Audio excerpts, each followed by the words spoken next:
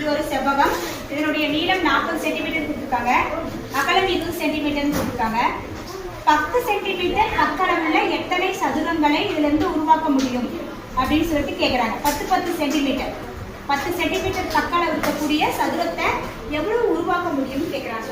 இப்போ நம்ம இந்த கணக்குக்கு 2 பரப்பளவு கண்டுபிடிக்கணும். ஒன்று வந்து செவ்வகத்தோட பரப்பளவு, இன்னொன்று சதுரத்தோட பரப்பளவு. ஃபர்ஸ்ட் சதுரத்தினுடைய பரப்பளவு கண்டுபிடிக்கலாம்.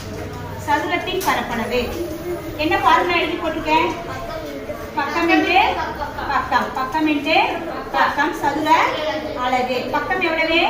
10. 10 பெருக்கல் 10 100 சதுர சென்டிமீட்டர். கிடைச்சிருச்சா? அடுத்தது செவ்வகத்தோட பரப்பளவு. செவ்வகத்தினுடைய பரப்பளவுக்கு என்ன ஃபார்முலா? L into B சதுர அலகுகள். L into B சதுர அலகு. இதுல L எவ்வளவா? 40. நீளம் 40, அகலம் எவ்வளவு?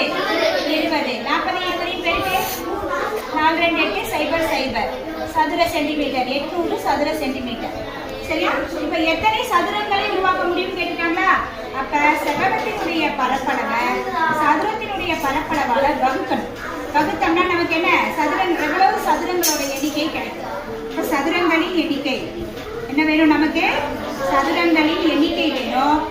சதுரங்களின் எண்ணிக்கை வேணும்னா நம்ம என்ன பண்ணணும்?